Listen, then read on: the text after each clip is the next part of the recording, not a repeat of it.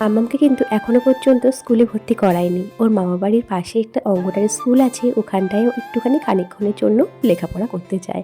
আর ততক্ষণে একটু চুপচাপ করে বসে থাকতে পারি বাড়িতে। কিন্তু স্কুলে যেতে ভীষণই ভালোবাসে, তবে একদিন মতো একটু বাড়িতে আসার জন্য বায়না করছিল। তবে যেদিনকে ওর বন্ধু গেছে সেদিন থেকে কিন্তু ভীষণ খুশি।